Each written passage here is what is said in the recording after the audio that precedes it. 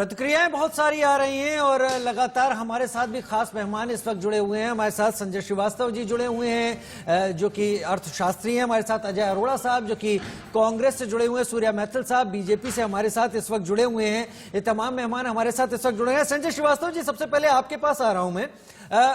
Budget से जो उम्मीद थी हेल्थ सेक्टर और फार्मर्स यानी एग्रीकल्चर सेक्टर्स को एड्रेस किया जाएगा, लेकिन हेल्थ सेक्टर को जिस तरीके से एड्रेस किया गया, ऐसा लग रहा है कि यह बजट जैसे कोविड वैक्सीन बजट हो, सबसे ज्यादा जो जोर दिया गया है वो हेल्थ सेक्टर पर दिया गया है। ओवरऑल ये बजट हेल्थ सेक्टर के साथ आपको कैसा लगा?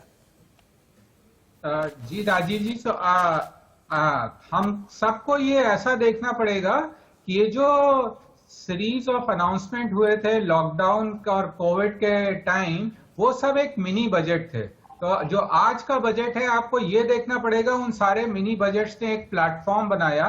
और जैसा आप लोग पहले भी बोल रहे थे कि उसका फोकस था कि जान भी और जहान भी।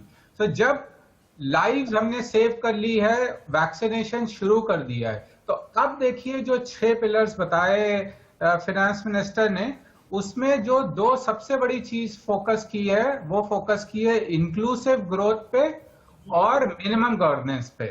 तो उस हिसाब से अगर आप देखिए, इंक्लूसिव ग्रोथ के लिए हेल्थ केयर में बहुत सिग्निफिकेंट इन्वेस्टमेंट है, इंफ्रास्ट्रक्चर में इन्वेस्टमेंट है, और इंफ्रास्ट्रक्चर के उन एरियाज में है जहां जैसे रोड्स हैं, रेलवेज हैं, मेक इन इंडिया है, आत्मनिर्भर है, जिससे कि एमएसएमई और मैन्युफैक्चरिंग का भी मल्टीप्लायर इफेक्ट होगा।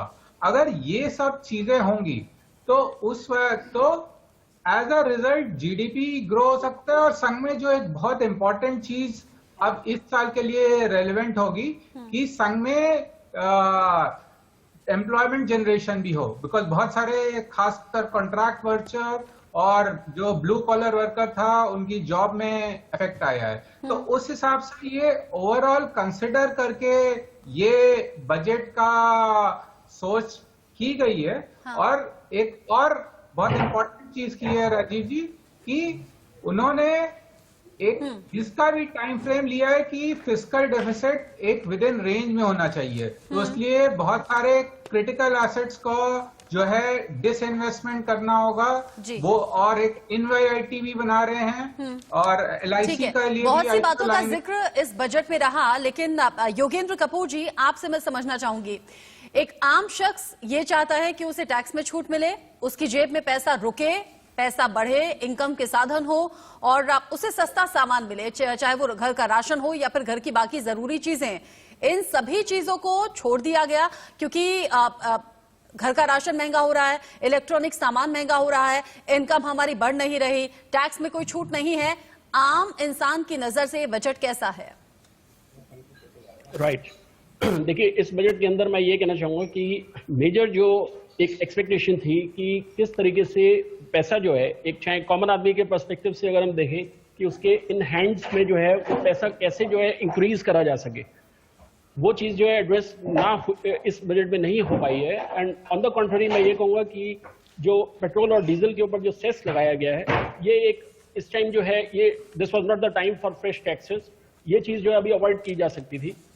और इसके अलावा मैं ये कहूंगा कि अगर हम ये देखें कि पोस्ट कोविड अगर हम सारे सेक्टर्स को डिवाइड करें, एक स्ट्रेस सेक्टर विज़ावी एक अपॉर्चुनिस्टिक सेक्टर्स में, तो योगेंद्र जी आप अपनी बात पूरी कीजिएगा। लेकिन पेट्रोल डीजल को लेकर क्योंकि खूब चर्चा हो रही है, खूब रेट बढ़ जाते हैं, आपने अभी सेस का जिक्र किया, अभी थोड़ी देर पहले खबर थी कि सेस लगाया जरूर गया है लेकिन आम लोगों पर इसका असर नहीं होगा। आपको लग रहा है क्या कि कान इधर से ना पकड़ के इधर से पकड़ लिया गया है? असर तो होगा ही।